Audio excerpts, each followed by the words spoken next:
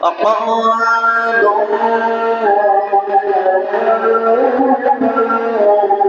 إن هي إلا حياتنا الدنيا وما نحن بمبعوثين ولم ترى إذ أوقفوا على ربهم قال أليس هذا بالحق قالوا بلى وربنا قال فذوقوا العذاب بما كنتم تكفرون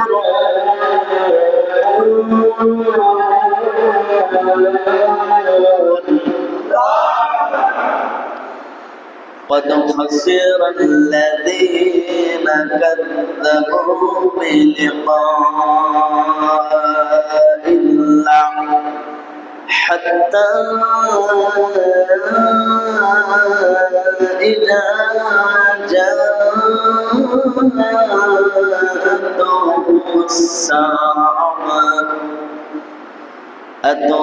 الساعة بغتة قالوا يا حسرتنا على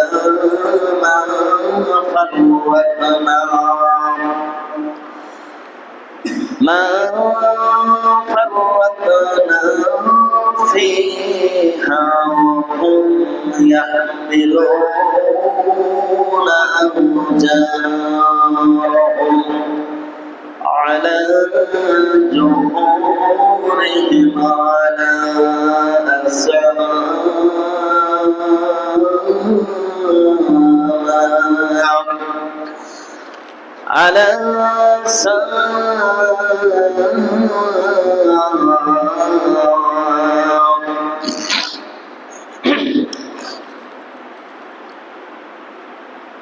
على جهورهم على ساء ما ينذرون.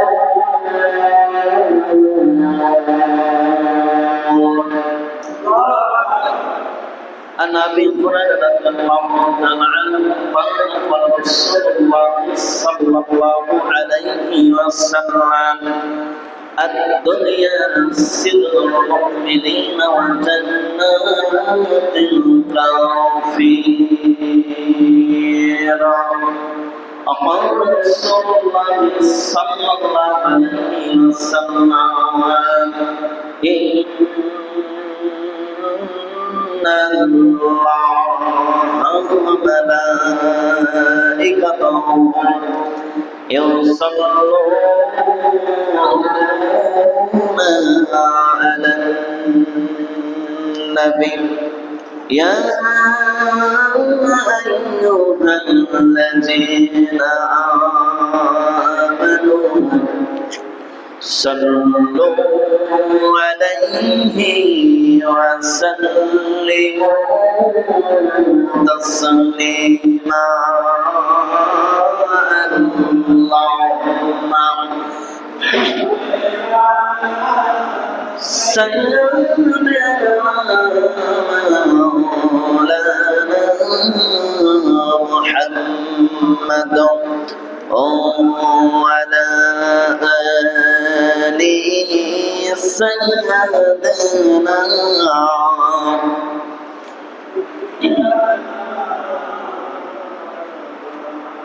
তুমি যদি মাফ না করো আল্লাহ বান্দারে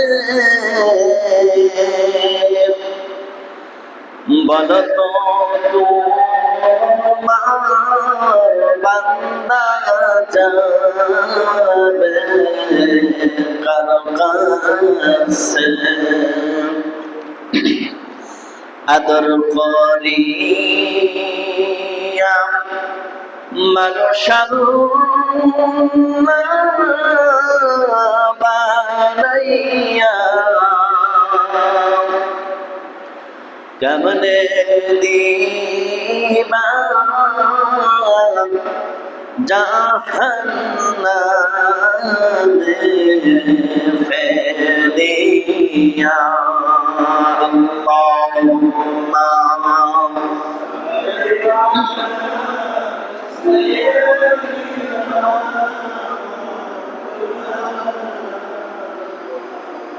وعلى آله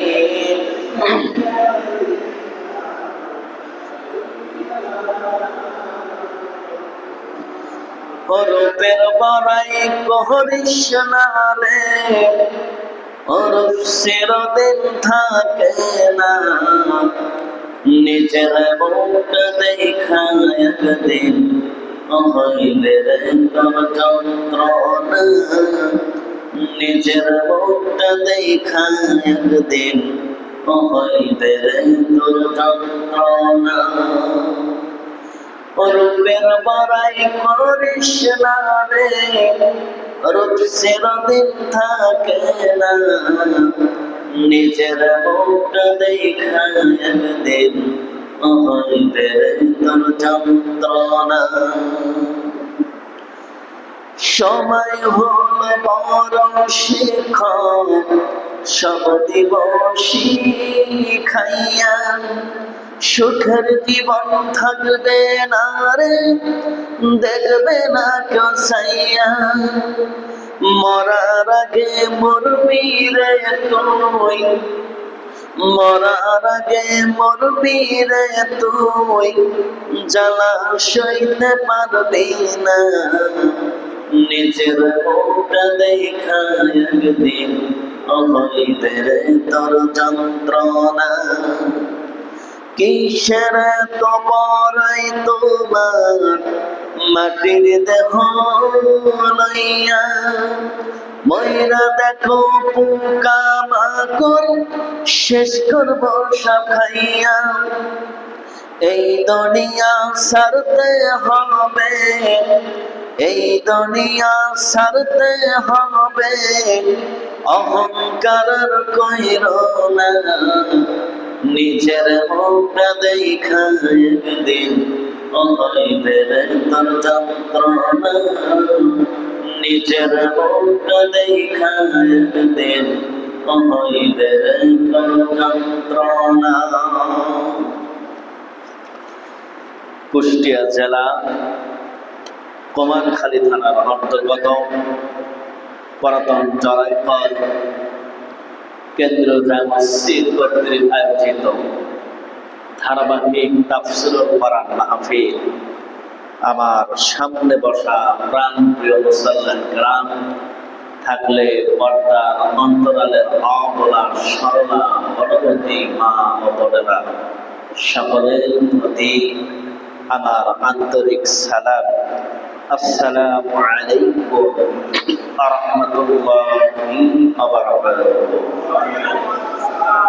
সমস্ত প্রশংসা সেই মহান রবের দরবারে যে মহান রব্বুল আলামিন আমাদেরকে মাগরিবের 3 রাকাত নামাজ জামাতের সাথে আমরা যারা পড়েছি অনেকে আমরা পড়েছি অনেকে চলে গেছি অনেকে তাফসীরে বসেছি আল্লাহ রাব্বুল আলামিনের কোরআনুল কারীমের মাহফিলে আমরা যারা বসেছি এজন্য আমাদের ক্ষতি হবে না লাভ হবে যারা চলে গেছে তাদের ক্ষতি হবে কিনা এটা বলতে পারি না তবে তাদের কোনো লাভ হবে তাদের কোনো কি লাভ হবে না এবং তাদের কোনো সওয়াব হবে না সওয়াব থেকে তারা বঞ্চিত হবে কিন্তু আমরা আমাদের লাভ হবে আমাদের সওয়াব হবে আমাদের ক্ষতি নাই ক্ষতি থেকে আমরা বেঁচে আছি আমরা গোনা থেকে বেঁচে আছি যেহেতু আমরা আছি আল্লাহ ঠিক কিনা হয়তো বাহিরে একটু গেলে দোকানের পরে বসলাম, কথা বললাম,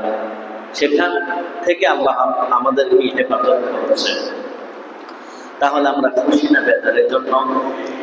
দুনিয়ার সমস্ত অপকর্ম কাজকে ফেলে রেখে অপকর্ম করে আল্লাহ যে ঘরে আমাদেরকে বসেছে, দুনিয়ার সবচাইতে নামি দামি একটা ঘর, সুবহানাল্লাহ, যেই ঘর মানুষকে পরিবর্তন করে দেয়, যেখানে আসলে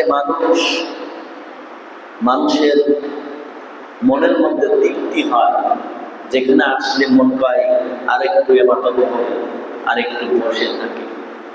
আবার অনেকেই তাড়াহুড়া করে, অনেকেই কি তাড়াহুড়া করে, এটা আসলে সবকিছু আল্লাহ পাকের একটা রহমত, সবকিছু আল্লাহ পাকের একটা রহমত। আল্লাহ রাব্বুল আলামিন, আমরা এসেছি সবাই তাফসীর শোনার উদ্দেশ্যে।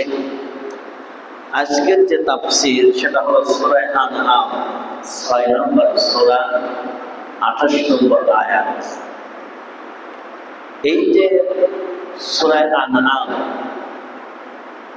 আল্লাহ রাব্বুল আলামিন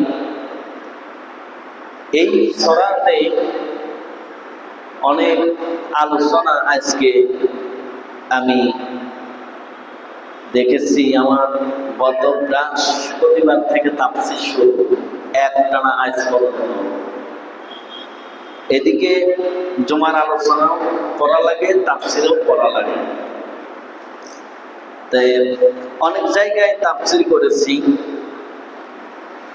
কোন আলোচনার সাথে কোন আলোচনার কোন সম্পৃক্ত নাই, মানে কোন রকম আছে। তবে কোরআন পড়লে আর অর্থ করলে মনে হয় নতুন কিছু করছি, নতুন কিছু আমরা জানছি, ঠিক কিনা বলো? কোনটার সাথে কোনটা কোনো সম্পৃক্ত নাই। কেননা আল্লাহ রাব্বুল আলামিন আমাদেরকে যে কোরআন আমাদেরকে বিশ্ব নবীর মাধ্যমে আমরা যেভাবে মহান পেয়েছি, এটা হলো আল্লাহর একটা রহমত। আল্লাহর কি রহমত? কথা শোনা যাচ্ছে তো? শোনা যায়? এই রহমতটা আল্লাহ তার নবীর উপরে গোটা 23 বছর ধরে দিয়েছিলেন। গোটা 23 বছর ধরে এই কোরআনটা আল্লাহ তার নবীর উপরে জিবরাইলের মাধ্যমে নাজিল করেছে। আর আমরা পেয়েছি কয়দিনে? এই যে আমি হাতে করলাম, ঠিক আছে? কিন্তু এই যে হাতে করাটা, এটাই কিন্তু শেষ নয়। এর ভিতরে কি আছে এটা আমাদেরকে জানা দরকার। কারণ আমি এক সপ্তাহ ধরে তাফসীর করতেছি, কোনোটার সাথে কোনোটা কোনো মিল পাই নাই। আল্লাহ এক একটা আয়াতের এক একটা অর্থ করেছেন, এক একটা আয়াতের এক একটা ব্যাখ্যা করেছেন, জানার কোনো শেষ নাই। কোরআন এমন একটা সংবিধান যা পড়লেই নতুন লাগে। তবে আমরা কোরআন থেকে অনেক দূরে আছি। আমরা যারা মুসলমান, দেখেন আমাদের কালচারটা হলো ইহুদিদের কালচার। এখন বাংলাদেশে ব্রাজিল আর আর্জেন্টিনা নিয়ে অনেক ফতোয়া আছে। এ দল যদি জিতে যায় তাহলে আমরা পিকনিক করব, ও দল যদি হারিয়ে যায় তাহলে ওর খবর খারাপ। মানুষ জার্সি আর পতাকা। আরেকটা খবরে একটা হুজুর ওয়াজ করতেছে, দেখলাম যে আর্জেন্টিনার তার দাড়ি কত খারাপ করেছে, কত বড় সর্বনাশ চিন্তা করেছেন। মানুষের জায়গা জমি বেঁচে পর্যন্ত পতাকা বানাচ্ছে। একটা জার্সির দাম 500 টাকা, কিন্তু মসজিদে 500 টাকা আসে, 500 টাকা আসে না, 5 টাকাও আসে না। একটা জার্সি আমার ছেলে আপনার ছেলে কিনে গাইতে ঘুরিয়ে বেড়াচ্ছে। 10 নম্বর জার্সি মেসি সাপোর্ট করবে, আর্জেন্টিনা, ব্রাজিল। বলেন এগুলো আমাদের কি হয়? এই দেশের মানুষগুলো আমাদের কি হয়? এরা আমাদের কি হয় জানেন? এরা আমাদের শত্রু। এরা আমাদের কি? ইহুদিরা হচ্ছে মুসলমানদের শত্রু। আমি বলি যে রাস্তার কুকুর একদিন আপোস করবে, কিন্তু ইহুদি কুত্তা কখনো মুসলমানদেরকে আপোস করবে না। ঠিক আছে? তাহলে এবার হয়েছে আল্লাহ রাব্বুল আলামিন আমরা যে দলের সাপোর্ট করি, এই সাপোর্ট করা এটাই আমাদের জন্য জাহান্নামকে কড়াই করে নেওয়া। যে যাচ্ছি আমরা গায়ে দিচ্ছি, এটা আমাদের মুসলমানদের জন্য এটা জায়েজ না। কি জায়েজ? খেলা দেখি এটা দেখতে পারেন, এটা আমি নিষেধ করছি না, একটা বিনোদন।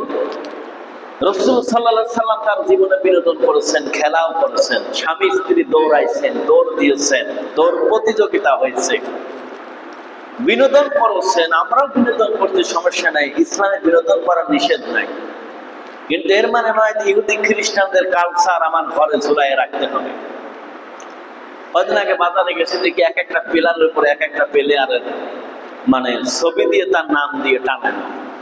আমি দুইটা প্লেয়ারের নাম পড়তে দেয়া বাংলায় লেখা রাখে, তাও আমার মুখে ঘটতেছে না। মানে এত কঠিন কঠিন নাম তাদের, বুঝছেন? আজকে রাত 11টায় খেলা আছে। যদি বলেন হুজুর আপনারা জানলেন কি করে? আমি হুজুর মানুষ, আমার ওয়াজ করি, খানা গান এমনি জানি, কম বেশি আমার কানে এমনি খবর চলে আসে। 11টা পর্যন্ত মানুষ অপেক্ষা করবে, 12টা পর্যন্ত অপেক্ষা করবে, 1টা পর্যন্ত অপেক্ষা করবে, খেলা কখন হবে। কেউ ঘুমাবে না খেলা দেখার, ঠিক কিনা বলেন? যদি বলা হয় সবাই মিলে আসেন তো আজকে মসজিদে আমরা রাত 12টার পরে তাহাজ্জুদের নামাজটা আমরা জামাতে আদায় করি, লোক পাওয়া যাবে? কথা বলেন, লোক পাওয়া যাবে? লোকের অভাব। আল্লাহ রাব্বুল আলামিন এর জন্য তার বান্দাকে পরীক্ষা করবেন। পরীক্ষা করবেন, পরীক্ষা কেন করবেন? কারণ কোন তরিকার লোক, কোন দলের লোক। আমার আপনার জীবনটা যদি ইহুদি কালচারের ভিতর যদি মনে রাখি, ইহুদি কালচার যদি পালন করি, কাল কিয়ামতের ময়দানে আল্লাহ বলতেছেন যার সাথে যারা মহব্বত, যার সাথে যারা ভালোবাসা, তার সাথে তারা হাসর নাসর হবে। আপনি যদি কোন কাফের, মুশরিক, ইহুদি, খ্রিস্টান, বৌদ্ধ, নাসারাদের সাথে যদি আপনার সম্পর্ক থাকে, ভালোবাসা থাকে, তাদের সাথেই সেই দিন আপনার ওঠা বসা হবে। তাহলে আমার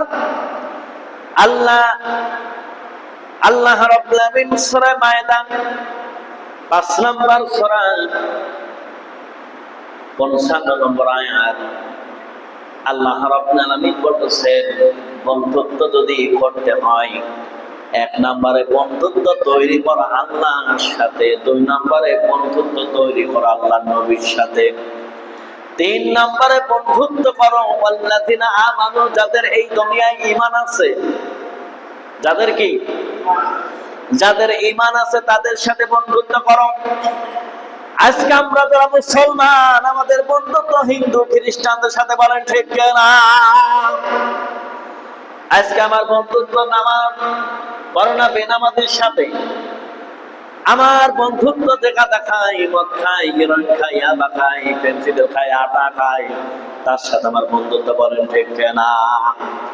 এই জন্য বন্ধুত্ব নির্বাচন করার সময় 3 জনের সাথে বন্ধুত্ব করতে হবে। 1 নাম্বার বন্ধু আমার আল্লাহ, 2 নাম্বার বন্ধু আল্লাহর নবী, 3 নম্বরে বন্ধু এই দুনিয়ায় যাদের ঈমান আছে। যার ঈমান নাই সে আমার বন্ধু হতে? যে গাঁজা খায় সে কি আমার বন্ধু? বেনামাজি আমার বন্ধু? তাহলে আমি আর বলতে চাচ্ছি না। এই জন্য আল্লাহ রাব্বুল আলামিন কোরআনুল কারীমের ভিতরে যে বায়োনেশন দিয়ে দিয়েছেন, এটা সবাইকে জানা দরকার এবং মানা দরকার। শুধু জানলে হবে না, মানতে হবে। মানলেই হবে না, সাথে সাথে আমলও করা লাগবে, বলেন ঠিক না? প্রত্যেকটা মানুষের জীবনে সেক্টরে সেক্টরে আমল করা লাগবে।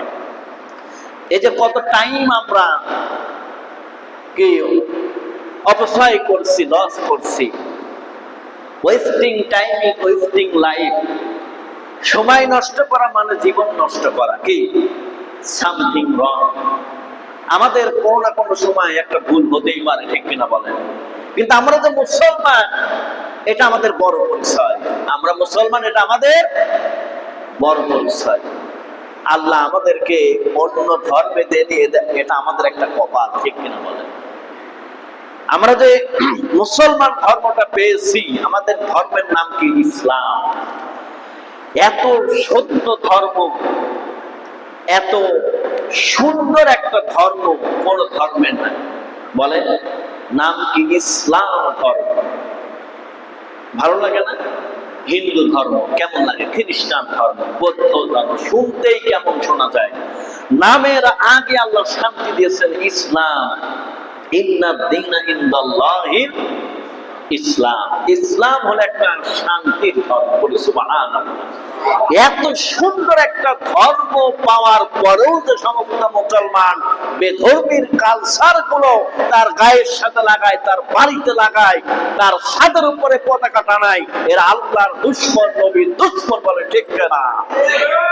এরা মুসলমান হতে পারে না, এদেরকে মুসলমান বলা যায় না, ঠিক কিনা বলে? আজকে লম্বা পতাকা টানাইছে। এই পতাকার সম্পর্কে আমাদের জানা উচিত, আমরা কোন পতাকাটা টানালাম। ইহুদিদের পতাকা টানে লাভ আছে বলেন? কোনো লাভ নাই, আরো ক্ষতিগ্রস্ত হচ্ছি আমরা। একজন তো 10 শতক জমি বিক্রি করে, 10 শতক, উনি বলছে প্রতি বছরে আমি এরকম জমি বিক্রয় করে 5.5 কিলোমিটার, 8.5 কিলোমিটার পতাকা টানাইছে। মিথ্যা বলেন? আপনারা খবর দেখেন? মিথ্যা বলেন? তাহলে এটা করে লাভটা কি হলো? এটা আমাদেরকে বন্ধ করা লাগবে। সম্মানিত উপস্থিতি, সূরা আনআমের 3টা আয়াত আমি তেলাওয়াত করেছি। 3টে আয়াতের 28 নম্বর আয়াতের তেলাওয়াতের অর্থ হলো, বরং ইতিপূর্বে তারা যা গোপন করত তা তাদের জন্য প্রকাশিত হয়েছে। পুনরায় যদি তারা প্রেরিত হয় তবে যা নিষেধ করা হয়েছে আবারও তারা তাই করবে। নিশ্চয় তারা সম্পূর্ণ মিথ্যাবাদী। সূরা আনআমের 28 নম্বর আয়াতের অর্থটা বললাম। 29 নম্বর আয়াতে আল্লাহ তাআলা বলতেছে, আর তারা বলে এই দুনিয়া ব্যতীত আমাদের অন্য কোনো জীবন নেই, আর আমাদের পূর্ণ জীবন দেওয়া হবে না। আমাদের পূর্ণ জীবন, আর পূর্ণ জীবন আমরা কেউই পাবো না। এই জীবনই আমাদের শেষ। ইহকাল পরকালে যে জীবনটা আমরা পাবো, ওই জীবনটা সবাই পাবে, কিন্তু সবাই কিন্তু সুখের জীবন পাবে না। সবাই, কেউ জাহান্নামে যাবে, কেউ যাবে জান্নাতে। তাহলে এই জীবনে এখান থেকে কষ্টি পাথরের মতো ঘষতে ঘষতে, ঠিক আছে, ইমানকে মজবুত করে, ইমানকে জাগ্রত করে, ইমানকে চেতনা করে যারাই কবরে গেছে, তারাই আল্লাহ কি তাদেরকে নাজাত দিবেন। আল্লাহ রাব্বুল আমিন 30 নম্বর আয়াতের অর্থটা বলছেন, হে রাসূল, আপনি যদি সেই দৃশ্য দেখতেন যখন তাদেরকে তাদের প্রতিপালকের সম্মুখে দাঁড় করানো হবে। আল্লাহ পাক বলবেন, একই বাস্তব, সত্য নয়? সকলে বলবে নিশ্চয় আমাদের প্রতিপালক, শপথ। তখন আল্লাহ পাক বলবেন, তবে এখন নিজেদের কুফরের বিনিময়ে আযাব ভোগ করো। নিজেদের বিনিময় কুফরি করার কারণে তোমরা এখন কি আযাব ভোগ করো। কিয়ামতের ময়দানে আল্লাহ তো কাফের যারা, এক কথায় যারা বেধর্মী, আল্লাহ তাদেরকে হিসাব নেবেন না। তাদেরকে আল্লাহ কি জানেন না? নতুন শুনছেন? তাদেরকে কোনো হিসাব নেবেন না। তাদেরকে বিনা হিসাবে কি জাহান্নামে দেবে। হিসাব হবে আমাদের। আবার আমাদের মধ্যে যারা সাচ্চা ইমানদার, আল্লাহ তাদেরকে হিসাব, তাদেরকে বিনা হিসাবে জান্নাত দেবে। বলি সুবহানাল্লাহ। তবে জান্নাতের আবার first class, second class, third class আছে, সব রকমই। এজন্য আল্লাহ বলছেন প্রার্থনা করো। আমি বলছি না, কোরআনুল কারীমের ভিতরে বলছেন, ইন্নাল্লাযীনা আমানু ওয়া আমিলুস সালিহাতি কানাত লাহুম জান্নাতুল ফিরদাউসি নুজুলা। আল্লাহ রাব্বুল আলামিন কুরআনুল কারীমের ভিতরে বললেন, এক নম্বর যারা ঈমান আনবে, দুই নম্বর যারা সৎ কর্ম করবে, আমি আল্লাহ রাব্বুল আলামিন তাদেরকে জান্নাত দেব। এই জান্নাতটা হলো জান্নাতুল ফেরদাউস। তাফসীরে ইবনে কাসিরের ভিতরে আল্লাহ বলেছেন, কেউ যদি জান্নাত প্রার্থনা করে, আল্লাহ বলতেছেন, বান্দা যখনই তোমরা জান্নাত প্রার্থনা করবা, আমি আল্লাহর কাছে প্রার্থনা করবা জান্নাতুল ফেরদাউস। তাহলে জান্নাতুল ফেরদাউসের কথা আমরা প্রার্থনার কথা বলতেছি। যখনই তোমরা আল্লাহর কাছে প্রার্থনা করবা, কোন জান্নাত মনে থাকবে তো ইনশাআল্লাহ? তাহলে জান্নাতটা ভালো না খারাপ বলেন?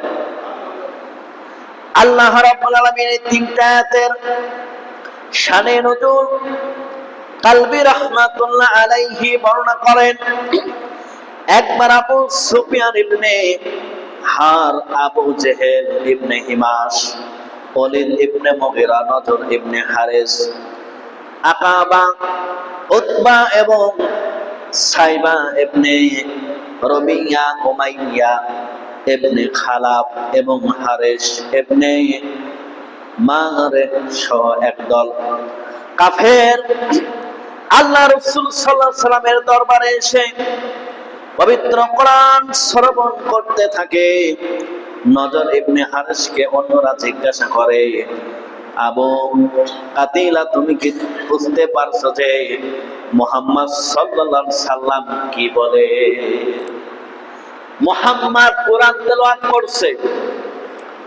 যতগুলো নাম আমি বলেছি, আবু জেহেল থেকে শুরু করে মুগীরা, ওয়ালিদ, যাদের নাম আমি বলেছি, আল্লাহ রাসূল কোরআন তেলাওয়াত করছে, আর তারা গোপনে গোপনে আল্লাহ রাসূলের কোরআন তেলাওয়াত শুনছে। শোনার মধ্যে তাদের এইবার প্রকাশিত হলো, আমরা সবাই যদি রাসূলের কোরআন তেলাওয়াত যদি শুনি, তাহলে আমরা সবাই তো রাসূলের প্রতি আসক্ত হয়ে যাব। রাসূলের কোরআন পড়া আর শোনা যাবে না, তেলাওয়াত আর শোনা যাবে না। তারা মিটিং করলো, আবু জেহেল সহ আবু সুফিয়ান, ওয়ালিদ, মুগীরা সবাই একটা মিটিং করলো। রাসূলের কোরআন পড়া আর শোনা যাবে না, সবাই এর থেকে দূরে থাকবো। মিটিং এর মধ্যে সব চাইতে বড় নেতাকে আবু জেহেল। বড় নেতাকে? বড় নেতা হলো আবু জেহেল। রাসূল কোরআন পড়ে, রাসূল কোরআন তেলাওয়াত করে, এত সুন্দর তেলাওয়াত, এত সুন্দর মিষ্টি, পৃথিবীতে এত সুন্দর তেলাওয়াত কেউ করতে পারে না। কাবা ঘরের ইমাম আব্দুর রহমান সুদাইস, আপনারা যদি শোনেন তার কোরআন তেলাওয়াত এত সুন্দর করে তেলাওয়াত করে, শুনতেই মন চায়। এই যে আমাদের কুষ্টিয়া জেলা মুফতি আমির হামজা, ওর তেলাওয়াত কিন্তু আমার কাছে খুব ভালো লাগে শুনতে। এত সুন্দর তেলাওয়াত। তারপর বলেন তো, যার উপরে কোরআন নাযিল হয়েছে, যেই নবী কোরআন তেলাওয়াত করে, তার চাইতে ভালো কেউ কি আর আছে কোরআন তেলাওয়াত করতে পারে? আল্লাহর নবী কোরআন তেলাওয়াত করলেন, তারা লুকায়ে লুকায়ে এসে গোপনে গোপনে আল্লাহ রাসূলের কোরআন তেলাওয়াত তারা শ্রবণ করেন। এইবার সবাই যখন আসে, সবাই যখন কোরআন তেলাওয়াত শুনে, তারা আসক্ত হয়ে পড়ছে। এইবার সবাই মিলে পরামর্শ করলে, এইভাবে যদি আমরা শুনতে থাকি, আমরা বড় বড় নেতা, আমরা যদি এই ভুলগুলো করি, তাহলে সাধারণ মানুষদেরকে ধরে রাখা যাবে না। তারাও শুনবে, তারা দেখবে যে বড় বড় নেতারাই যদি শোনে, তাহলে আমরা ভাবতে যাবো কেন? আর বড় বড় নেতারা তো শুনছে রাতের অন্ধকারে, গোপনে শুনছে। চিন্তা করেন, যারা কোরআনের শত্রু, নবীর শত্রু, আল্লাহর দুশমন, যারা আল্লাহ রাসূলের তেলাওয়াত তারা শুনতেছে কি গোপনে গোপনে যায়। সুবহানাল্লাহ বললেন না? হযরত ওমর আল্লাহ রাসূলকে গর্দান কাটার জন্য এসেছিল, মারার জন্য এসেছিল। হযরত ওমর তখন ছিলেন জিরো। কোরআনের সংস্পর্শে সে, আল্লাহর নবীর সংস্পর্শে সে, কোরআনের সংস্পর্শে সে হযরত ওমর জিরো থেকে আল্লাহ তাকে হিরো বানায় দিলেন। বলেন সুবহানাল্লাহ। রহমত কার? রহমত হলো কোরআন। আল্লাহ রাব্বুল আলামিন বিশ্ব নবীকে এত মর্যাদা দিয়েছেন, এত ক্ষমতা দিয়েছিলেন যে আল্লাহর নবী কোরআন তেলাওয়াত করছে, কাফেররা রাতের অন্ধকারে তার ঘরের চতুর্দিকে লুকায় লুকায় শুনছে। কাফেররা পরামর্শ করলে এরকম ভুল আর করা যাবে না। কয়জন মিলে পরামর্শ করলো, খবরদার কেউ আসবে না। পরের দিন রাত্রে সবাই ভাবতেছে, আমরা তো সবাই একসঙ্গে বলছি হয়তো কেউ আসবে না। আবু জেহেল ভাবতেছে, আমি তো বড় মাপের নেতা, আমার জন্য তো সবার মনের মধ্যে একটা ভয় আছে, অর্থাৎ কেউ আসবে না। রাসূলের তেলাওয়াত আমি আজকে একা একা দেয় মজা করে শুনবো। বলেন সুবহানাল্লাহ। আবু জেহেল ঘর থেকে বাহির হয়ে আল্লাহ রাসূলের ঘরের কোনায় যায়, লুকায়ে কোরআন তেলাওয়াত শুনতেছে রাতের অন্ধকারে। আবু সুফিয়ান মনে মনে ভাবলো, আবু জেহেল তো বড় মাপের নেতা, নেতা তো ভুল করবে না, অর্থাৎ আমি একটু যাই কোরআন তেলাওয়াত শুনে আসি। মনের মধ্যে তৃপ্তি পাই, ভালো লাগে। ঘরে কেউ বসে থাকতে পারে না, শুয়ে থাকতে পারে না, নবীর তেলাওয়াত শুনে সবাই পাগল হয়ে চলে আসে। আল্লাহর নবী কোরআন তেলাওয়াত করতেছে, আবু জেহেল লুকায় লুকায় শুনে, আবু সুফিয়ান ঘরের আরেক কোণায় লুকায় লুকায় শুনে। ওয়ালিদ ইবনে মুগিরা ও রাতের অন্ধকারে ঘরের আরেকটা কর্নারে অন্ধকারে লুকায় লুকায় বসে আল্লাহর নবীর কোরআন তেলাওয়াত শুনতেছে। শুনতে শুনতে কখন আপনার ভোর হয়ে গেছে, ওরা টের পায় না। এইবার যখন অন্ধকার থেকে যখন আলোকিত হয়ে যাচ্ছে, এইবার আবু জেহেল একদিক দৌড় মারে, আবু সুফিয়ান আর একদিক দৌড় মারে। এইবার দৌড়াতে দৌড়াতে একজনের ঠ্যাঙের ভিতরে আর একজনের ঠ্যাং চলে যায়, একজনের গায়ের সাথে আর একজনের গোটা লেগে যায়। আবু জেহেল বলে, কে? আবু সুফিয়ান বলে, তুমি কে? আরে বেটা, রাত্রি মিটিং করা হলে তুমি আসবা না। আবু সুফিয়ান বলতো, সামনে তো নেতা, আপনি কেন ভুল করলেন? আবু জেহেলের কথা বন্ধ। সুবহানাল্লাহ বলেন। তাহলে চিন্তা করেন, তারা মিটিং করে করার পরেও তারা আল্লাহ নবীর কোরআন শোনা থেকে তারা বিরত থাকতে পারে না। আল্লাহ নবী বলেছেন, আল্লাহ নবী কোরআন তেলাওয়াত করছেন আর কাফেররা লুকায়ে লুকায়ে শুনছেন। আমার দেশের মুসলমানেরা তারা কোরআনের বিরোধিতা করে। বলেন ঠিক কিনা? আবু জেহেলের মতন নমরুদ, ফেরাউন, এদের চাইতে বড় সন্ত্রাস, বড় ডাকাত বাংলাদেশে আছে, সারা পৃথিবীতে আছে। বলেন, নমরুদের এত ক্ষমতা ছিল, ফেরাউনের এত ক্ষমতা ছিল, তারপরেও কিন্তু সব নেতার সব কিন্তু আল্লাহ কি ধ্বংস করেছেন। ঠিক কিনা বলেন? আজ আমাদের এই বাংলাদেশে, সারা পৃথিবীতে যারাই কোরআনের কথা বন্ধ করতে যায়, আল্লাহ তাদেরকেই স্তব্ধ করে দিয়েছেন। বলেন ঠিক কিনা? তাহলে কোরআন হলো একটা রহমত। এটা যারা শুনবে, যারা পড়বে, অর্থ বুঝে যারাই পড়বে, আমল করবে, আল্লাহ তাদেরকেই পরিবর্তন করে দেবে। বলেন ঠিক কিনা? আমার দেশের অনেক হাজিরা আছে, শুধু নামে মাত্র হাজি, নামের আগে আল হজ দিতে হবে তাই হজ করেছে। কিন্তু অনেক হাজিরা আছে হজ করার পরে এসেও আবার সুদ খায়, ব্যাংকে টাকা রেখে খায়। বলেন আছে না নাই? কথা বলেন। এখন ম্যাক্সিমাম মানুষের টাকা আপনার ব্যাংকে রেখে দিচ্ছে, লাভ্যাংশ খায়, সুদ খায় না, ইন্টারেস্ট খায় না, মুনাফা খায় না, মুদ্রা খায়। কি খায়? চিন্তা কর, আছে না? বলেন আছে কিনা? বলেন না, মিথ্যা বলতেছি। তাহলে নামাজ পড়েও অনেক মানুষ সুদ খায়, আছে না নাই? জুব্বা পরে অফিসে গেছে, টুপি মাথায় যে ঘুষ নিচ্ছে, আছে না নাই? বলেন কোরআন করলো কি আর অর্থটা করছে কি?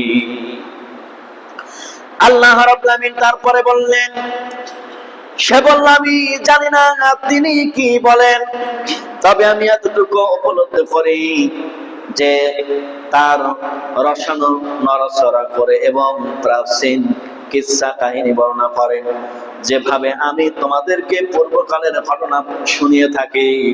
আবু সুফিয়ান বলল তার কিছু কথা সত্য মনে হয়, কিন্তু আবু জেহেল বলল অবশ্যই নয়, তার কোনো কথা সত্যি স্বীকার করো না।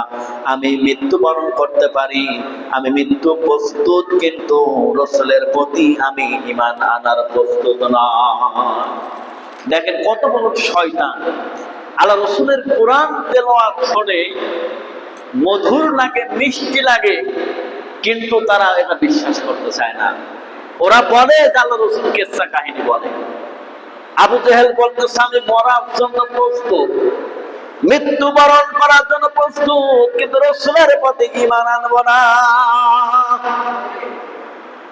এরকম মানুষ আমাদের সমাজে কিন্তু আছে না নাই বলেন? অনেক নারার ফকির আছে আমাদের দেশে, আছে না বলেন? অনেক লালন ভক্ত আছে, তাদের কাছে কোরআনের কথা বলবেন, ওরা এটা ডন কেয়ার, কিছু মনেই করবে না। কি আছেন এরকম? আমি বাংলাদেশের বিভিন্ন জায়গা আল্লাহ আমাকে নিছে, বিভিন্ন জায়গা আমি গেছি। আমি সব মানুষের মধ্যে কম বেশি আমার বয়স ছোট হলে ওঠা বসা করেছি। কোরআনের প্রতি এক শ্রেণীর মানুষের কোনো আস্থা নাই।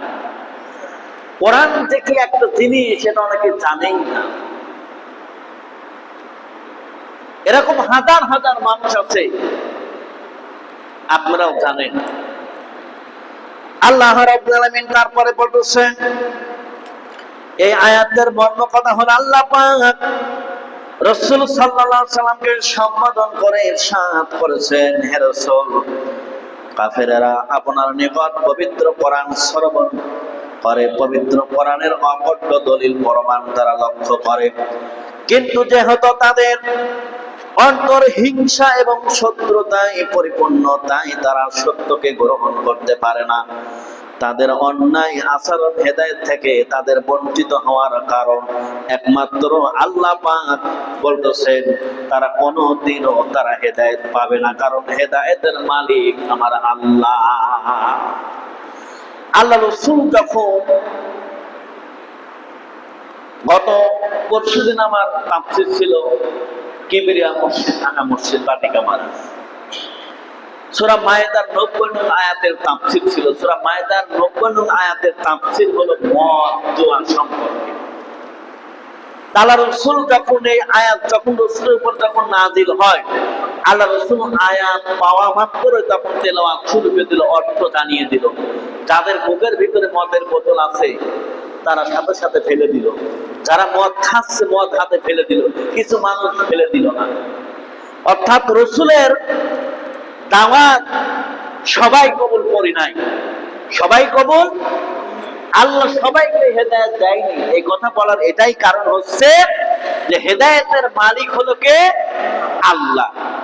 আল্লাহ রাসূল সাল্লাল্লাহু আলাইহি ওয়াসাল্লাম আল্লাহ বলেছেন, হে রাসূল, আপনারা যে দাওয়াত করেন, প্রচার করেন, ইনভাইট করেন, এটা আপনার কাজ, আর হেদায়েতের কাজ হচ্ছে আমার। কি ঠিক কিনা বলেন? আল্লাহ রাসূল মদের আয়াত যখনই পেয়েছে তখনই প্রচার করেছেন, কিছু মানুষ সাথে সাথে মদ ফেলে দিয়েছে, মুখের মধ্যে ছিল সেটুকু সাথে সাথে ফেলে দিয়েছে। মদের আয়াত যখনই নাযিল হয়েছে, এই মদ তখন সবার জন্য এটা হারাম হয়ে গেছে। ঠিক কিনা বলেন? যারা মদ খায়, কুমারখালীতে আমার বাসা ছিল গোহাটার ভিতরে, অর্থাৎ মদের দোকান থেকে 200 থেকে 250 গজ আমার বাসাটা ছিল দূরে। আমি এই দিক দিয়ে করে যখন বাটিকামারা মসজিদে নামাজ পড়াতে যেতাম, অনেক মানুষ দেখলাম গোহাটে গ্যাং আসছে, মদ খায়, দাড়িওয়ালা মানুষ, মাথায় টুপি আছে, এটা আমার নিজে দেখা। কিন্তু দেখেন আজ থেকে 1500 বছর আগে মদের আয়াত যখন নাযিল হলো, আর আমাদের দেশের এখনো অনেক মুসলমান মদ পান করে, বলেন করে কিনা বলেন? ওই মদ যারা পান করে আল্লাহ বলেছেন 40 দিন তার জিকির, তার নামাজ, তার দোয়া আল্লাহর দরবারে কবুল হয় না। আপনি বিশেষ করে শনিবারের দিন যাবেন, ভাই তো গণমরে থাকে, আপনি শনিবারের দিন যাবেন, কত মুসলমানেরা মদ খায়, পানি খাওয়া মতন করে বলেন ঠিক না? এটা আমার নিজের চোখে দেখা। তাহলে বলেন যে মুসলমানও যদি মদ খায় আল্লাহ তার কি জান্নাত দেবে? 40 দিন আল্লাহ তার দোয়া কবুল করে না, 40 দিন তার নামাজ কবুল করে না, 40 তার জিকির পর্যন্ত কবুল হয় না, ঠিক কিনা বলেন? তাহলে আমরা মুসলমান কিভাবে দাবি করি বলেন?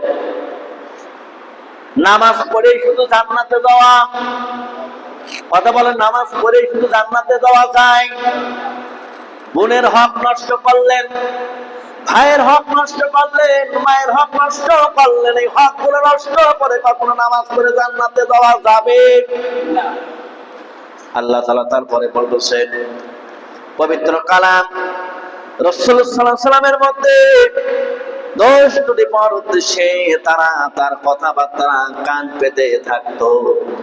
রাসূলের কথার মধ্যে দোষ আছে কিনা, ত্রুটি আছে কিনা।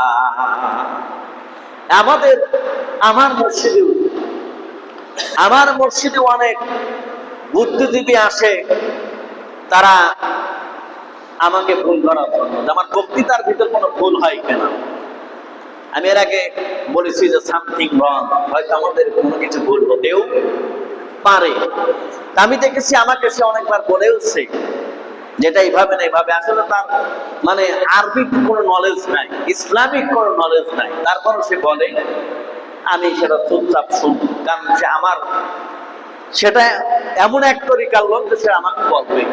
সেজন্য আমাদের সমাজে কিছু বুদ্ধিজীবী আছে যে ওই সময় রসুলের কথাও তারা কান পেতে শুনতো ভুল ধরার জন্য, যে রসুলের কথার মধ্যে কোনো ভুল আছে কিনা। রসুল কোরআন তেলাওয়াত করতেন, বক্তৃতা দিতেন, তারা কিসসা কাহিনী মনে করতেন, বলেন নাউযুবিল্লাহ। আল্লাহ রাব্বুল আলামিন হেদায়েতের লাভের উদ্দেশ্য নয়, নিজেদের কল্যাণের জন্য নয়, সত্যকে উপলব্ধি করার প্রয়োজন নয়, বরং শত্রুতার উদ্দেশ্যে তাদের অনাবত সত্যদ্রোহিত, তাদের সত্যকে গ্রহণের যোগ্যতা বিনষ্ট করে দিয়েছে। তাই তারা বিবেক বুদ্ধি হারিয়ে ফেলেছে, অন্যায় ও সত্য পথকেই তারা সঠিক পথ মনে করেছে। অন্যায় পথকে তারা কি সঠিক পথ মনে করেছে। তাদের এই অবস্থাকে আল্লাহ রাব্বুল আলামিন কোরআনুল কারীমের ভিতরে আল্লাহ তাআলা ঘোষণা করে বললেন, ওয়াজআলনা আলা কুলুবিহিম আকিন্নাতান আইয়াফকাহু, আমি তাদের মনের উপর পর্দা ফেলে রেখেছি যেন তারা বুঝতে না পারে, তাদেরকে বধির করে রেখেছি। আল্লাহ রাব্বুল আলামিন এই কথাটা বলতেছে, তাদের মনের উপরে কি আমি পর্দা রেখে দিয়েছি, অর্থাৎ তাদের অন্তরের ভিতরে আমি তালা মেরে দিয়েছি। আপনারা কি জানেন করোনার সময় কিছু দোকানে সিল তালা করে তালা মারছে? মনে আছে করোনার কথা? কিছু কিছু দোকানে প্রশাসনরা যায় নিজে তালা তো মারছে, আবার সিল তালা করছে। আল্লাহ বলছেন, আমি কিছু মানুষের মনের উপরে, দেহের মধ্যে, মনের মধ্যে, অন্তরের মধ্যে সিল তালা করে আমি তালা মেরে দিয়েছি। মনে হচ্ছে চোখ আছে, এই চোখ দিয়ে সব কিছু দেখা যায় না, কারণ তাদের মনের উপরে, চোখের উপরে আল্লাহ আবার পর্দা লাগিয়ে দিয়েছে। আল্লাহ রাব্বুল আলামিন তারপরে বললেন, وَإِذَا قَرَأْتَ الْقُرْآنَ جَعَلْنَا بَيْنَكَ وَبَيْنَ الَّذِينَ لَا يُؤْمِنُونَ بِالْآخِرَةِ حِجَابًا مَسْتُورًا। আল্লাহ রাব্বুল আলামিন কোরআনুল কারীমের ভিতরে ইরশাদ করেছেন, হে রাসূল আপনি যখন পবিত্র কোরআন পাঠ করেন তখন আপনার মধ্যে এবং যারা আখিরাতের বিশ্বাস করে না তাদের মধ্যে আমি আবরণ ফেলে দিই। রাসূল আপনি যখন কোরআন তেলাওয়াত করেন আর যখন তারা বিশ্বাস করে না আমি তাদের ভিতরে কি আবরণ ফেলে দিই, একটা পর্দা দিয়ে দিই। এখন বলেন মাঝখান দিয়ে আমি যদি একটা পর্দা দিয়ে দিই দেখতে পারবেন? আমি আপনারা দেখতে পারবো? তাহলে ঠিক এইরকম আল্লাহ একটা কি পর্দা দিত তাদের চোখের উপরে, অন্তরের উপরে। আল্লাহ রাব্বুল আলামিন তারপরে বলেছেন, এবং যারা আখিরাতকে বিশ্বাস করে না তাদের মধ্যে আমি আবরণ ফেলে দিই। এই অবস্থায় ঠিক তখনই হয় যখন মানুষকে সত্যহীনতার চরম পর্যায়ে পৌঁছায় এবং সত্যকে গ্রহণের কোনো সম্ভাবনা থাকে। মক্কার কাফেরদের সত্য বিমুক্তা এবং নাফরমানি এত বৃদ্ধি পেয়েছিল যে তারা কোনো অবস্থাতেই ঈমান আনতে রাজি ছিল না। তারা ঈমান আনতে রাজি ছিল না, মানে ভাঙবে তা মস্কাবে না, এরকম আছে না?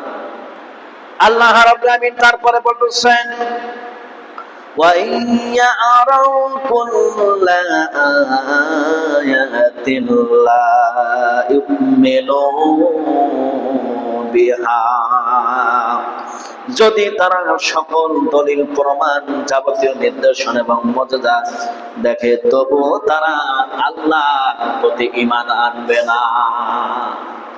তাদেরকে দুনিয়ার সব দলিল যদি দেখাবেন এক শ্রেণীর মানুষকে বোঝাতে পারবেন না। ওরা যে খারাপ এটাই তার বাস্তব প্রমাণ, ঠিক কিনা বলেন? আল্লাহ বলছে যদি সকল দলিল প্রমাণ যাবতীয় নিদর্শন মুজিজা সব দেখাও তাও তারা ঈমান আনতে রাজি না। তাহলে কত বড় খারাপ বলে চিন্তা করেন যে আল্লাহর প্রতি তারা ঈমান আনবে না। আল্লাহ রাব্বুল আলামিন হযরত রাসূল করিম সাল্লাল্লাহু আলাইহি সাল্লাম প্রতি শত্রুতার কারণে তাদের হৃদয় মন গোমরাহির অন্ধকারাচ্ছন্ন করে পড়েছিল। তাই ঈমান লাভের সৌভাগ্য থেকে তারা হয়েছিল বঞ্চিত। তারা আলোকে আলো এবং ভালোকে ভালো বলে গ্রহণ করতে তারা পারে না। তাদের কপালই খারাপ। তাদের কি বলে? কপাল যদি খারাপ যদি না হয়, আল্লাহ রসুলের চাচা আবু জেহেল, ঠিক কিনা বলেন? আল্লাহ রসুলের চাচা আবু জেহেল, আল্লাহ রসুলের গোটা পৃথিবীর মানুষ রওজা মুবারকে দেয় সালাম দিচ্ছে, রসুলের রওজায় যায় তারা কান্নাকাটি করছে। আর আবু জেহেলের বাড়ির পারে যাওয়ার সাথে সাথে মানুষের নাকি পেটের মধ্যে নাকি মুসলমানে পায়খানা করার জন্য, বলেন ঠিক না? দুনিয়ার পার তো বেইজ্জত হয়েছে, লাঞ্ছিত হয়েছে, আখিরাতে যায়ও তার আর কি লাঞ্ছিত গর্জন। সব কিছু আল্লাহ আবু জেহেলের জন্য ব্যবস্থা করে রেখেছে। যারা হাজিরা হজ করতে যায় তার বাড়িতে নাই, তার জায়গার সীমানায় গেলে তার মুখের উপরে, তার বুকের উপরে মানুষ পায়খানা করে আসছে। দেখেন মরার পরেও আর কি শান্তি নাই, মরার পরেও শান্তি নাই। শান্তি দেওয়ার মালিক কে? আল্লাহ। শান্তি দেওয়ার আপনারা মাথার সাথে বলেন যে হুজুরকে বেতন কম হলেও শান্তি, সুখে থাকি। আসলে বেতন কম হলে সুখে থাকা যায়, তবে কষ্টই হয়। কষ্টই কি হয়? সব চাইতে মানে নির্যাতিত ইমাম এবং মুয়াজ্জিনরা। কেউ মাইন্ডে নেন না, দিলেও আমার কিছু করার নাই। কারণ হচ্ছে যে সবই ভালো হয়, ইমাম মুয়াজ্জিনের বেতনটাই খালি কি ন্যূনতম হয়। এইবার কিছু ছাগল গরু জবাই করলাম, এখনো কিছু টাকা পাই নাই, এখনো কিছু টাকা পাই নাই। তার পাবো কবে বলেন? মিলাদ পড়াইলে হাসান হুজুর, হাসান হুজুর, আমার হুজুর, কেউ আপন মনে করে দেয় ওটা। আবার কেউ যদি দেয় 100 টাকা দেয়। বলেন এতে কি বরকত আসে আর এতে কি শান্তি আসে? আমার বেতন 7,000 টাকা, বাসা ভাড়া 4,000 টাকা, ছেলে বাইতুল উলুমে পরে, সেখানে বেতন 3,000 টাকা, থাকছে কত আর? কথা বলেন, কোথায় রহমত পাচ্ছেন আপনি বলেন? কোথায় রহমত পাচ্ছেন? এখানে তাফসীর করে সর্বোচ্চ 500 নয় 400, এরকম বুক বেড়ি বেড়িয়ে কোথায় রহমত আসে বলেন? বাজারের বড় মাছটা আপনারা কেনেন, আমরা কিনতে পারি না, আমরা টাকা টাকা দেখি। কথা ঠিক না ভুল বললাম?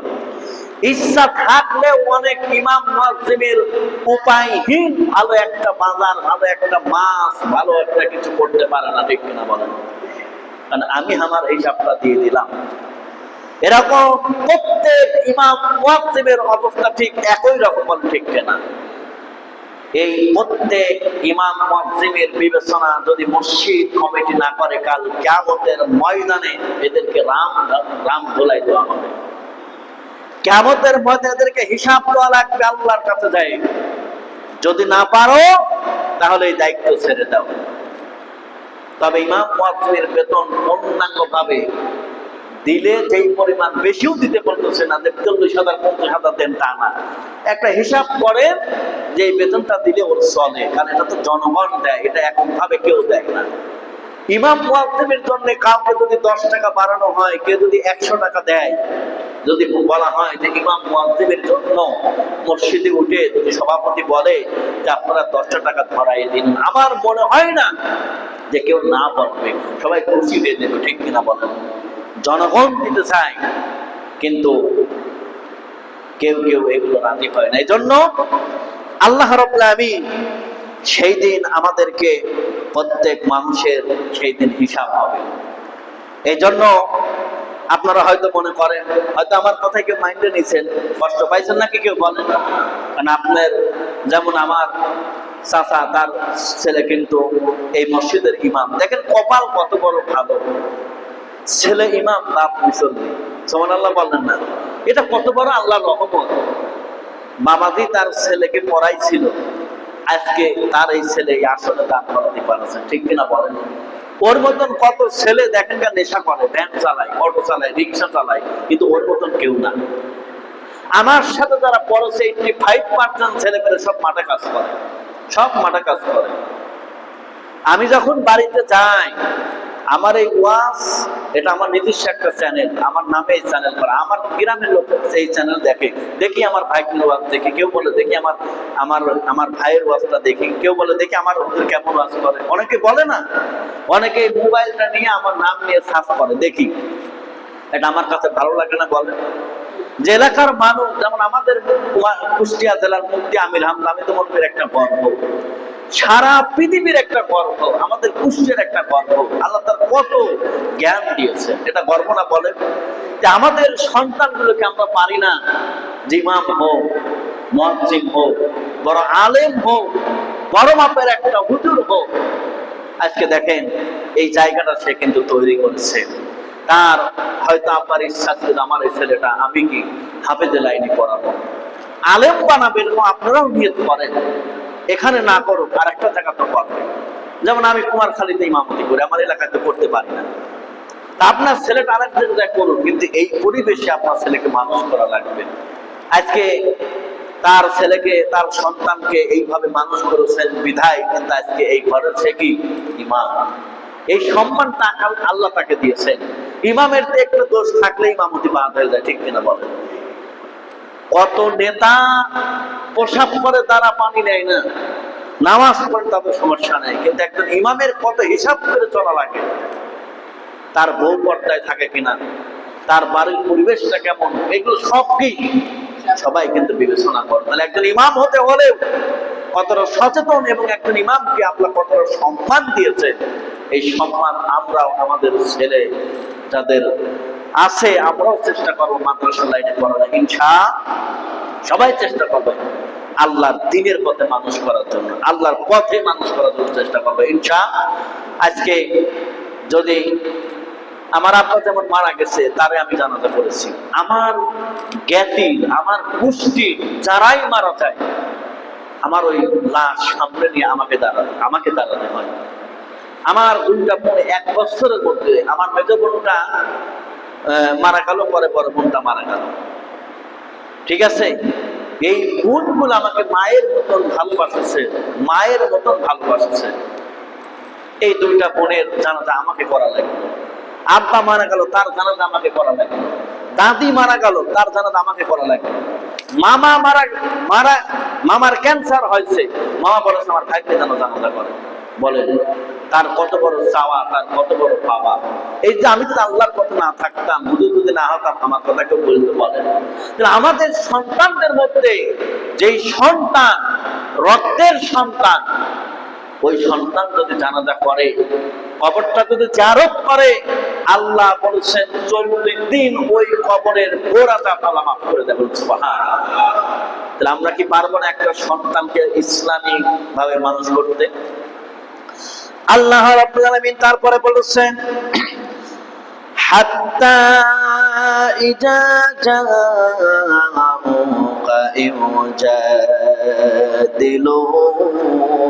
ইউজাদিলুনাকা, যখন হে রাসূল তারা আপনার নিকট কলহ দ্বন্দ্ব লিপ্ত হওয়ার জন্য আসে, তখন এই কাফেররা পবিত্র কোরআন সম্পর্কে বলে এ হলো প্রাচীনদের কিসসা কাহিনী। বলেন নাউযুবিল্লাহ। কিসসা কাহিনী ছাড়া এটা কিছুই নয়। কোরআন কি কিসসা কাহিনী বলে? তারা বলে যেভাবে আমরা রুস্তম এবং অন্যান্য লোকদের কিসসা কাহিনী বর্ণনা করে থাকি, ঠিক তেমনি কোরআনও আদ ও সামুদ জাতির ঘটনা রয়েছে। আর এই ঘটনা আমরা জানি, অর্থাৎ আল্লাহ নবীতে কোরআন পড়ে, এটা কিসসা কাহিনী ছাড়া আর কিছুই না। বলেন নাউযুবিল্লাহ। আল্লাহ রাব্বুল আলামিন তারপরে বললেন, ওয়াহুম ইয়ানহাউনা আনহু ইয়ানহাউনা আনহু, নসিহত এত মন্দ যে তারা শুধু ঈমান আনার ব্যাপারে নিজেরাই বঞ্চিত হয়নি, বরং অন্যদেরকেও তারা বঞ্চিত করেছে। আর এভাবে তারা নিজেরাই সর্বনাশ ডেকে এনেছে। মুহাম্মদ ইবনে হানাফিয়া এবং কাতাদা রাহমাতুল্লাহ আলাইহিদের ব্যাখ্যা করেছেন, তারা পবিত্র কোরআন থেকে অন্যদেরকে দূরে রাখতো, নিজেরাও দূরে সরে থাকতো। কেননা তাদের মতো এই আয়াত মক্কার মুসলিম এবং কাফেরদের সম্পর্কে নাজিল হয়েছে, যারা পবিত্র কোরআন থেকে মানুষদেরকে দূরে রাখতে চায় এবং তারাও নিজেরাও তারা দূরে থাকতে চায়। আমাদের সমাজের কিছু কালচার আছে, আমি আপনাদেরকে ধরাই দিই। কেউ যদি ইমিডিয়েটলি যদি নতুন নামাজ পড়া শুরু করে, মনে করেন জীবনেও পড়ি নাই, হয়তো নামাজ পড়া শুরু করেছে, জুব্বাটা পড়েছে আর পাঞ্জাবিটা একটু ভালো, অথবা একটু পাগড়ি পড়েছে, অথবা টুপি পড়েছে। কিছু কিছু মানুষ বলবে সারা জীবন দলের অকাম কুকাম করে এখন আবার বড় হয়েছে। কথা বল না? এই যে এই কথাটা বললো, আর এই কথাটা তার কানে যদি যায়, বলেন তার দিলের মধ্যে কষ্ট লাগবে, লাগবে কিনা বলেন? ও রাগ করে বাঁচতে বলে নামাজ পড়তাম না, ভালো নামাজ পড়বই না। এই যে মানুষের মনটা নষ্ট করে দিলেন, এজন্য কাল কিয়ামতের ময়দানে আল্লাহর কাঠ করে আপনাকে আসামি হয়ে আল্লাহর আদালতে দাঁড়াতে হবে। ঠিক নিজের বিবেকটাই হচ্ছে বড় একটা আদালত। নিজের বিবেকটাই কি বড় একটা, নিজের আমার বিবেকের মধ্যে কি আছে, আমার মনের মধ্যে কি আছে, এটাকে কেউ বলতে পারে? বলেন, আমি যদি সবার মনের খবর যদি জানতাম, আর আমার মনের খবর যদি আরেকজন জানতো, তাহলে কতটা দ্বন্দ্ব ফ্যাসাদ হতো, ঠিক কিনা বলেন?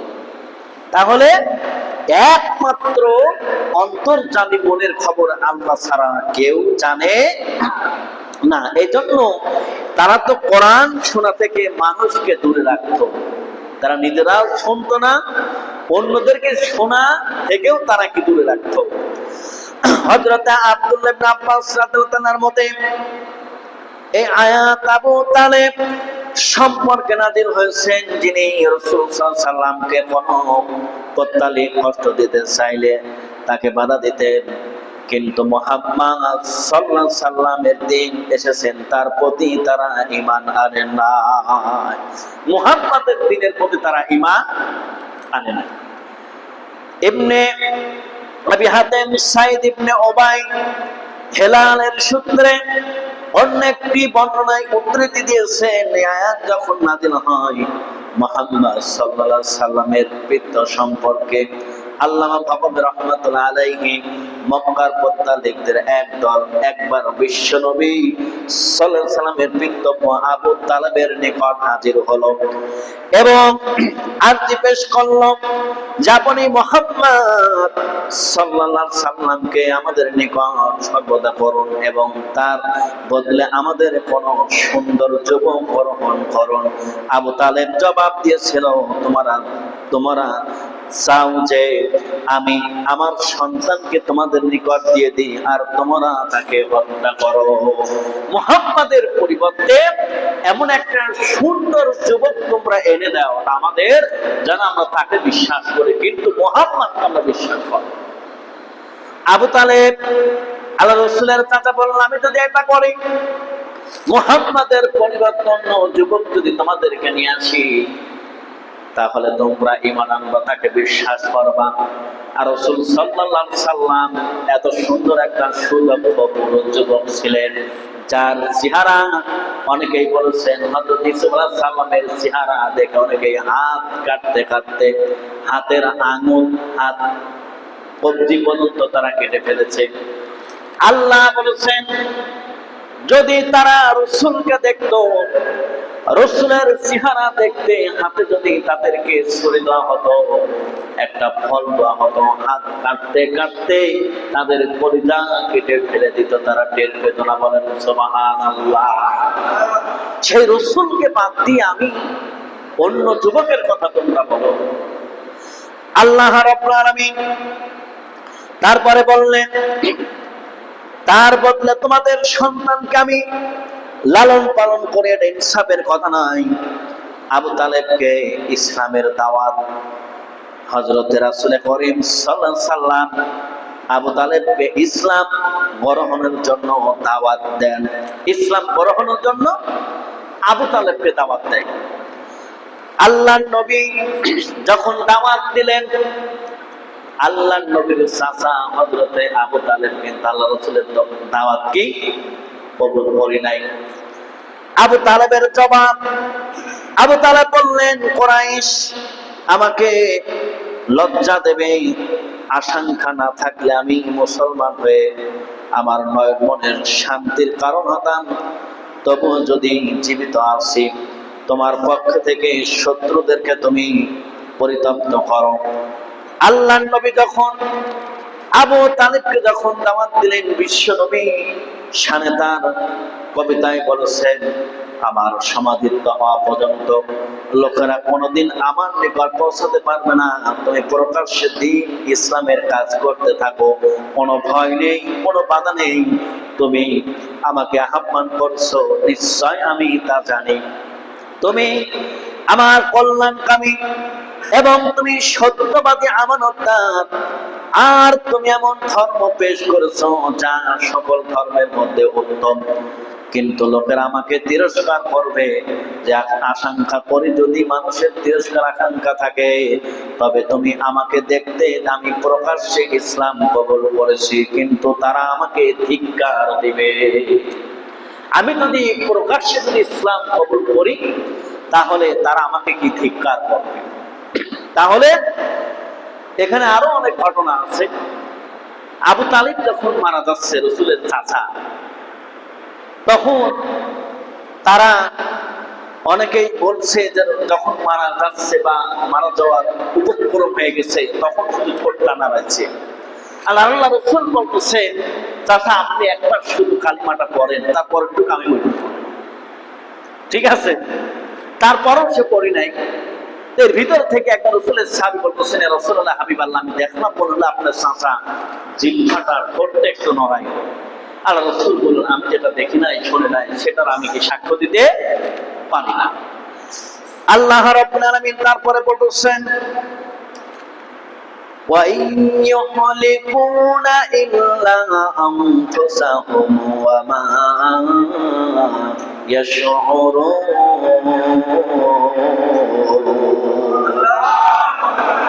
আর মুশরিকরা তাদের আচরণের মাধ্যমে এবং তাদের অনাচারের পরিমাণে নিজেদের ধ্বংস ডেকে এনেছে, তারা তাদের কৃতকর্মের কারণে নিজেরাই ধ্বংস হবে। তাদের আত্মঘাতী এবং ধ্বংসাত্মনীতি করা উপলব্ধি তারা করতে পারবে না, এ কথা সর্বজনবিদিত স্বীকৃত। প্রত্যেকটি মানুষের কৃতকর্মের পরিমাণ তাকে ভোগ করা লাগবে।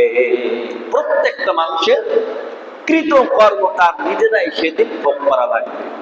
কে কতটুকু ভালো কাজ করেছে আর কে কতটুকু খারাপ কাজ করেছে, সেই দিন তার কৃতকর্মের সম্পর্কে আল্লাহ জিজ্ঞাসা করবেন এবং তার কৃতকর্ম সম্পর্কে তাকে কি আযাব ভোগ করা লাগবে। এখন আমি কি করেছি এটা আমার জানা আছে না নাই? কথা বলেন, জানা আছে না নাই? আমি আজ থেকে 12 বছর আগে, 50 বছর আগে, যদি 60 বছর আগেও যদি কারো এতটুকু ন্যূনতম যদি ক্ষতি করি, আমার মনে পড়ে কিনা? চোখ বন্ধ করলে মনে পড়ে কিনা? 12 বছর বয়সে আমরা তো কৃষক ঘরের ছেলে। আমার জীবনে, আমার সংসারে আমি অনেক গরু মানুষ করে দিয়েছি। মানে গরু, ছোট ছোট গরু কিনেছে, ঘাস কাটিয়ে, মানে এত পরিমাণ সংসারে ডেভেলপ করেছি। মানে এক একটা গরু সেই সময় 10,000 15,000 করে বিক্রি করেছে। আমার বয়স এখন 36 থেকে 37 বছর বয়স হবে।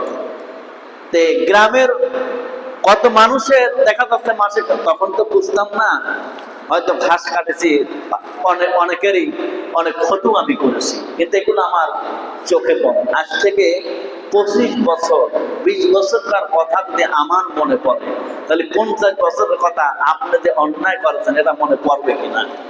আমি যেটা বোঝাচ্ছি আর কি, মানে আমার ভাষায় আমি বোঝাচ্ছি যে আমি যত অন্যায় করি না কেন, এটা কিন্তু আমার ঠিক মনে পড়ে।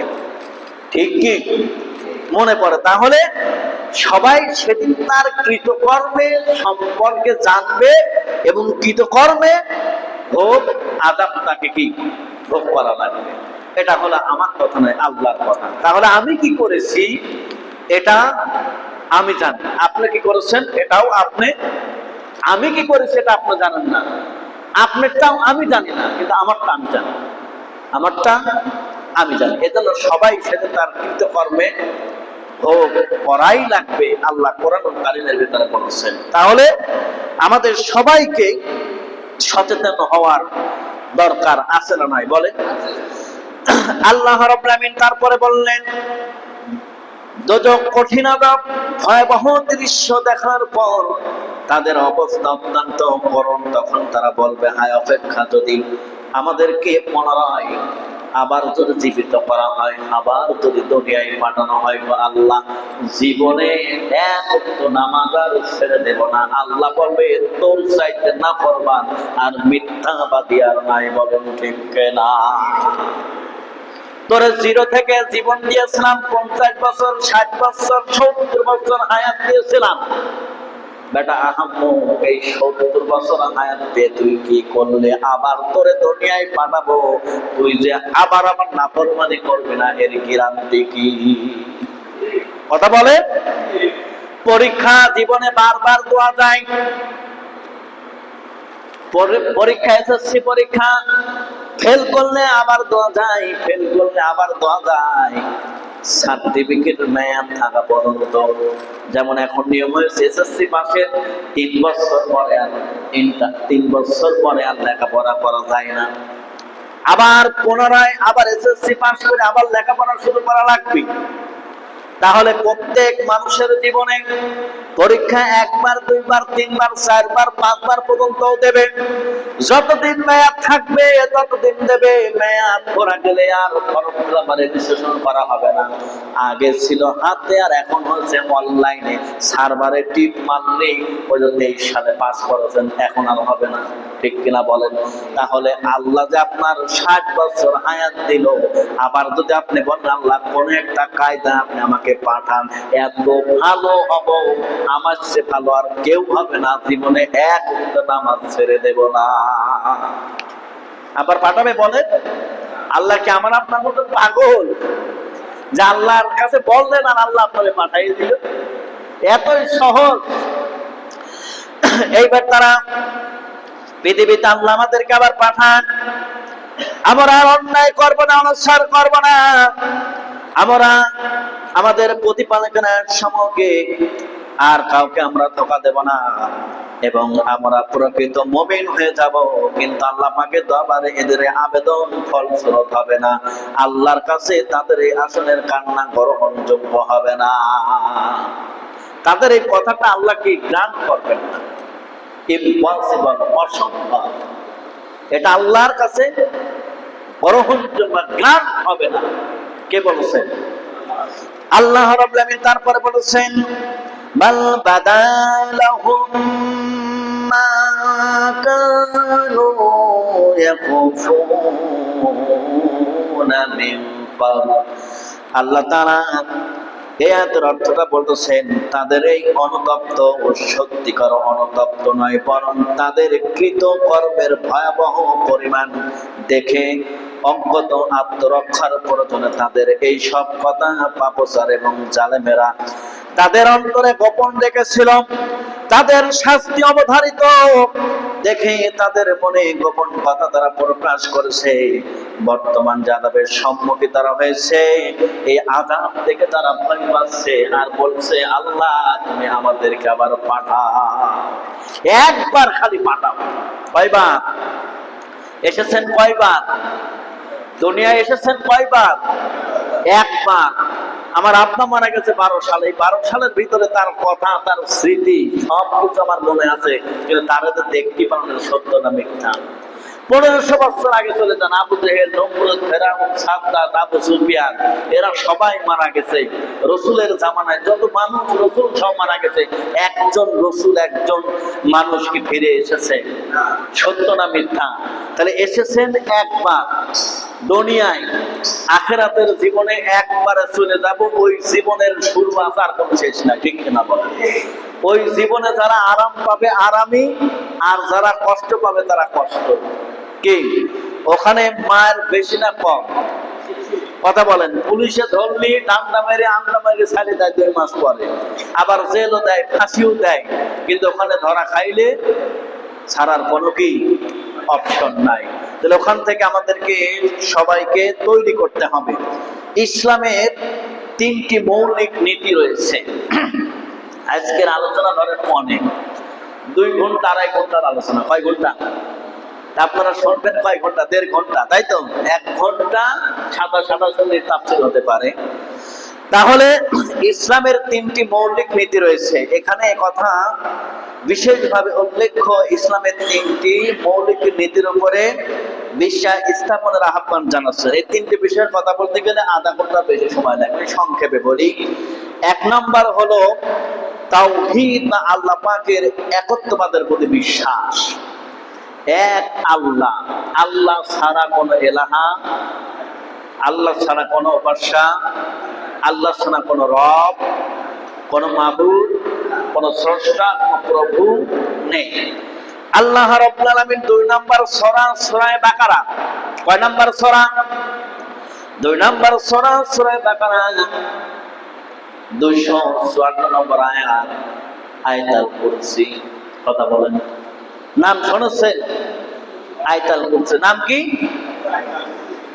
আল্লাহ তাআলা বলেন, আল্লাহু লা ইলাহা ইল্লা হুয়াল হাইয়ুল কাইয়্যুম লা তাখুযুহু সিনাতুন ওয়ালা নাওম লাহু মা ফিস সামাওয়াতি ওয়া মা ফিল আরদ মান যাল্লাযী ইয়াশফা'ু ইনদাহু ইল্লা بإذنه يعلم ما بين أيديهم وما خلفهم ولا يحيطون بشيء من علمه إلا بما شاء وسع كرسيه السماوات والأرض ولا يؤوده حفظهما وهو العلي العظيم। এই আয়াতের রেফারেন্সে তাওহীদ সম্পর্কে এখানে আল্লাহ বলছে, আল্লাহ ছাড়া তিনি কোনো এলাহা নাই, সত্য না মিথ্যা? তিনি চিরঞ্জীব অনাদি, তাকে তন্দ্রা এবং নিদ্রা স্পর্শ করে না। আসমান জমিনে যা কিছু আছে সব কিছু তারই, বলেন সুবহানাল্লাহ। আসমানে যা কার, জমিনে যা, গোটা পৃথিবীর মালিক আমার আল্লাহ। গোটা পৃথিবীর মালিক কে? আসমান জমিনের মালিক আমার আল্লাহ। কে আছেন এমন যে তার অনুমতি ছাড়া তার সুপারিশ করবে? পৃথিবীতে এমন কোন সাহসী মানুষ নাই যে আল্লাহর অনুমতি ছাড়া সুপারিশ করতে পারে, কেউ নাই। আল্লাহ নবীকেও আল্লাহ সেই দিন আল্লাহর বিনা অনুমতি আল্লাহ নবী দাঁড়িয়ে যাবেন এরকম নয়। আল্লাহ যদি অনুমতি দেন, পারমিশন দেয়, অর্ডার দেয়, তাহলে সেই দিন নবী কি সুপারিশ করবেন? তাহলে তার অনুমতি ছাড়া কে আছে সুপারিশ করবে? তাদের সামনেও পিছনে যা কিছু আছে তিনি সব কিছু অবগত। যা তিনি ইচ্ছা করেন তাছাড়া তার জ্ঞানের কিছুই তারা আয়ত্ত করতে পারে না। তার আসন আসমান ও জমিনকে পরিবেষ্টিত করে কে আছে? এদের রক্ষণাবেক্ষণও তাকে ক্লান্ত করে না। তিনি সর্বোচ্চ এবং সর্বাপেক্ষ মহান। আল্লাহ যে গোটা পৃথিবীটা বহন করেছেন, এই পৃথিবীটা আল্লাহ ছাড়া কেউ, এটা আসমান জমিন কেউ বহন করতে পারবে না, বলেন ঠিক না? জিবরাইলকে আল্লাহ রাব্বুল আলামিন 600 ডানা দিয়েছিলেন। কয় শত বলেন তো? 600 ডানা দিলেন। বিশ্ব নবী জিবরাইলকে প্রশ্ন করলেন, জিবরাইল, এত বড় একটা পৃথিবী আসমান থেকে জমিনে তোমাকে যেতে কত সময় লাগে? জিবরিল বললেন, ইয়া রাসূলুল্লাহ, ইয়া হাবিবাল্লাহ, আপনার শুধু চোখটা একবার বন্ধ করবেন আর একবার খুলবেন, আসমান থেকে আমি জিবরাইল জমিনে, বলেন সুবহানাল্লাহ। এত বড় পৃথিবী, গোটা পৃথিবী আসমান জমিনের মালিক আমার আল্লাহ। আল্লাহ যদি শুধু চোখের পলকটা একবার যদি ফেলাই দিতেন, আর গোটা পৃথিবীটা ভেঙে, পাহাড় ভেঙে তছনছ হয়ে যেত, মানুষ কোথায় থাকতো, কোথায় পড়তো, বলেন ঠিক না? তাহলে আমার আল্লাহ যে চিরঞ্জীব অনাদি, সত্য না মিথ্যা? আল্লাহ ঘুমায় না, ঘুমাতে পারে না, তাকে ঘুম স্পর্শ করতে পারে না, বলেন ঠিক না? আর আমরা যদি 1 ঘন্টা যদি না ঘুমাই, অনেকে তাফসীর মাহফিল আছে, এটা আল্লাহর রহমত। আমি অনেকে বলি যে ঘুমাইছে যায়, এটা কিন্তু আল্লাহর রহমত। এই যে তাফসীর মাহফিলে এসে খুতবা শুনে ঘুম, এটা কিন্তু আল্লাহর রহমত। ঘুমটাতে এমনিই আল্লাহর রহমত। তারপরে রহমতের জায়গায় এসে আরো রহমত আছে বলে আলহামদুলিল্লাহ। ঘুম পাল্টিতে খারাপ না। আমি যখন ইমামতি করতাম না, তখন আমিও তো জুমার নামাজ পড়তাম না বলেন? তখন আমার ঘুম আসতো। আর এমনিতে আমার ছাত্র জীবন থেকে আমার এত ঘুম, মানে অনেকেই বলে যে নতুন জায়গায় গেলে ঘুম হয় না। আমার নতুন পুরাতন নেই, ঠিক আছে? কয়টা খাতি দিবেন, মনে দিবেন, ও দেখার দরকার নেই, ঠিক আছে? আমি শুয়ে মতো ভবিষ্য দেবো আল্লাহর রহমতে। ডাক্তার আমারে ঘুমের ওষুধ দিয়েছে। ঘুমের ওষুধ খেয়ে মানুষের ঘুম হয়, আর আমার ঘুম হচ্ছে না। ডাক্তারের কাছে আমি ফোন দিলাম, আমার গার ভিতরে চলে যায়, ঘুম হয় না, ঠিক আছে? মনে হয় খালি ঠান্ডা ঠান্ডা খাই, ঠান্ডার ভিতরে থাকি। ডাক্তার বলতেছে আপনি ঘুমের ওষুধ বন্ধ করে দেন। ঘুমের ওষুধ বন্ধ করে দেওয়ার পরে কিছুদিন পরেই আমার যে স্বাভাবিক যে ঘুম ছিল সেটাই হয়েছে। তাহলে চিন্তা করেন, ঘুমটাও আল্লাহর কি রহমত। এবার আমার এক মুসল্লি বলে, প্রতিদিন আমি ঘুমের বড়ি খাইও আমার ঘুম আসে না, ঠিক কিনা বলেন? আর কিছু মানুষ নাক ডাইকে ট্রাকের ইঞ্জিন মতো গর্জন দিয়ে ঘুম পায়, ঠিক কিনা বলেন? আরে বেটা, ঘুম কোটি টাকা দিয়েও কিনা জানা যদি না আসে, মাসের পর মাস যদি ঘুম যদি না আসে, তাহলে তার চেহারা নষ্ট হয়ে যায়, তার চেহারার ফেস ক্যারেক্টার নষ্ট হয়ে যায়, ঠিক কিনা বলেন? কিন্তু আমার আল্লাহ, গোটা পৃথিবীর আল্লাহ, একবার তাকে নিদ্রা স্পর্শ করে না, বলেন সুবহানাল্লাহ। আল্লাহ কতটা মহান, তার বান্দার প্রতি একবার যদি খালি চোখের পলকটা ফেলায়, তাহলে আমরা যে কোথায় থাকবো কেউ জানে না, ঠিক কিনা বলেন? সম্মানিত উপস্থিতি, তাহলে টাইম শেষের দিকে তাওহীদ সম্পর্কে আমি শুধু একটা কথা বলেছি যে আল্লাহ ছাড়া কোন মাবুদ নাই, এলাহা নাই, একত্ববাদের প্রতি বিশ্বাস, তাওহীদের প্রতি বিশ্বাস, আল্লাহর সিফাতের প্রতি বিশ্বাস, ফেরেশতাদের প্রতি বিশ্বাস, আসমান জমিনের প্রতি বিশ্বাস, একটা জিনিসের প্রতি আপনার বিশ্বাস নাই, যদি মনে করেন যে আমি সবকিছুই বিশ্বাস করলাম আল্লাহ, তবে তোমার সৃষ্টির একটা জিনিসকে আমি বিশ্বাস করলাম না, আল্লাহর কসম করে বলতেছি ওই একটা বিশ্বাস না করার কারণে আপনার ঈমানই নাই। কি কথা বলেন? ঈমানই নাই, তাহলে সব বিশ্বাস করা লাগবে। কথাকার আল্লাহ। শুধু নামাজ পড়লে হবে? নামাজ পড়ার সাথে বিশ্বাস থাকা লাগবে। প্রত্যেকটা মানুষের থিম তৈরি করতে হবে, ভিতরে থিম তৈরি করা লাগবে। আমাকে পরিবর্তন করতে হবে, আমি একটা মুসলমান, আমাকে আরো অ্যাক্টিভ হতে হবে, আমাকে আরো সাচ্চা হতে হবে। ঠিক কিনা বলেন? নামাজ পড়ি না, আমি চেষ্টা করব যে 5 ওয়াক্ত নামাজ পড়ার জন্য, ইনশাআল্লাহ। এখনো অনেক আছে, সম্মানিত উপস্থিতি, আমরা শেষ করে দিই। আমরা যে আগামী সপ্তাহে তিনি তাফসীর করবেন, 3টি আয়াতের তাফসীর সম্পূর্ণ হয়নি, 2টো আয়াতের সম্পূর্ণ হয়েছে, 1টি আয়াতের তাফসীর এখনো বাদ আছে। 1টি আয়াতের তাফসীর করলে এখনো 40 মিনিট সময় লাগবে। এত সময় আমরা কেউই দেব না, যথা টাইমে তাফসীর শেষ করবে ইনশাআল্লাহ। আমরা সবাই দরুদ ইব্রাহিম পড়ে আল্লাহুম্মা সাল্লি